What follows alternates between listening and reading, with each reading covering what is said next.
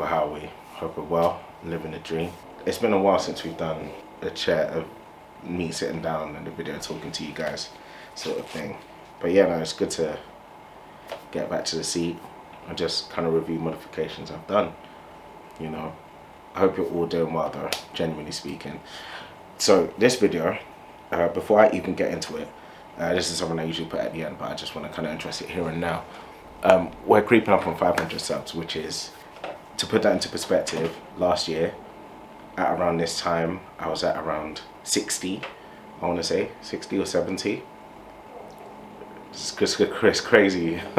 I appreciate all of you guys that are subbed, but there is still, and there are still a bunch of you that watch my videos that are not even subscribed. I'll put it to you this way, the content's always going to stay the same. It'll just get better and elevate as I do. So if you like what you're seeing, subscribe and put the bell notification on, yeah, because that does help. Whenever I sub to people, I always put the notifications on, just because I know it's so easy to miss a video, you know.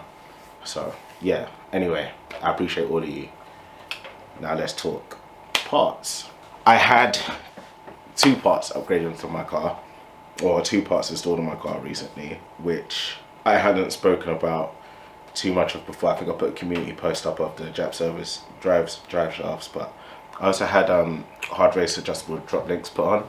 I bought them second hand from On a Mission. If you don't know who On a Mission are and you own a Honda, I don't know where you live or how you don't know about them in the UK. they're very reputable for second hand parts, breakers parts. So yeah, look them up. They're great. They're awesome. I bought them when I got my coilovers about a year ago. Yeah, I installed my coilovers about a year ago. And I didn't put them on because at the time my drop links were okay. Since then, they've not been. It's been causing a very slight knocking noise in the front left, and the guys told me about it when I had my baffled sump put in. So yeah, that was one of 2 issues they realized when I put my baffled sump in. So yeah, I just had that put on.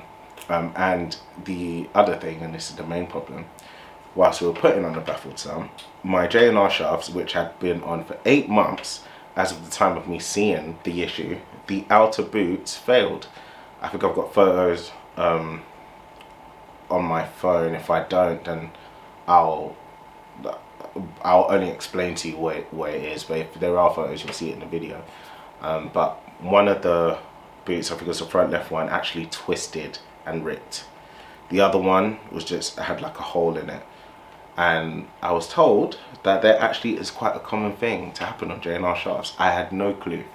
When I was buying these shafts, I was always told that they're the best ones to go for and they're a great price and everything like that. So yeah,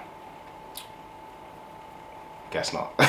No, let me not diss them, because they're not it's not, whilst it is known as a thing, they are still good shafts. I mean, Matty Champ White, as you guys probably know, the one with the supercharged Civic, he's had his J&R shafts on for 2 years or so, and he's running much more power than me. So I don't know, I just kind of picked the short straw, but apparently it's a fairly common thing. Now, with that being said, the guys at Honda HQ, again, big shout out to them. They essentially said to me, look, there are another set of shafts on the market now, which are actually quite great. The build quality is amazing and everything like that. And they said, for the price of you getting the boots replaced on your shaft, because you have to take the shaft out to replace the boots on the J&R ones, you can just have another one fitted, which is supposed to be a lot better quality. And I said, yeah, sure. And then I saw the price and I was like, but then again, I mean, there's got to be a reason why they essentially doubled the price of J&R shafts. For context, I paid £350 for the shafts, for the JAP service part shafts, which are the new ones out on my car. And then, but for the J&R ones, I think I paid something like £130 to £140. So yeah, there is a big price difference, but there's a big quality difference, like vastly big. You'll be seeing the B-roll of the comparison between the two. It's night and day, and the thing is, it translates when driving. So I didn't, before I had the Jap service parts, there used to be a slight hesitation when putting my foot down, without traction control on, so completely and utterly off, in the stickiest and warmest of conditions. Yeah, it used to be, there used to be like a slight hesitation when putting my foot down and going. It was never really a problem.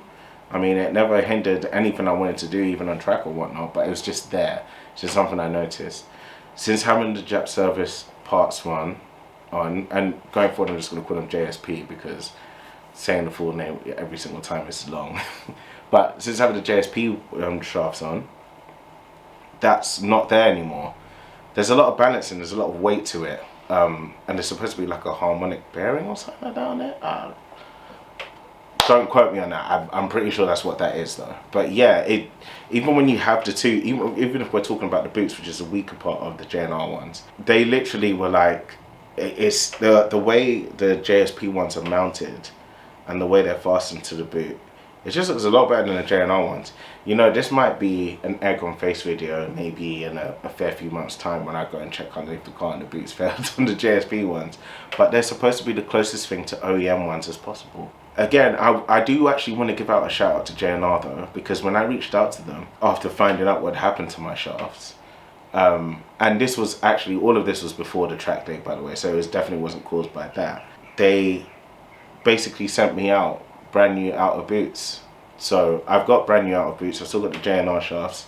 Yeah, and I guess I could have just replaced them and then have that done. But I wanted to get something that was supposedly gonna last me a while. I don't want to, in my mind, and I'm not trying to plant this seed in anyone's mind, although naturally I imagine that will happen because we're human beings, right?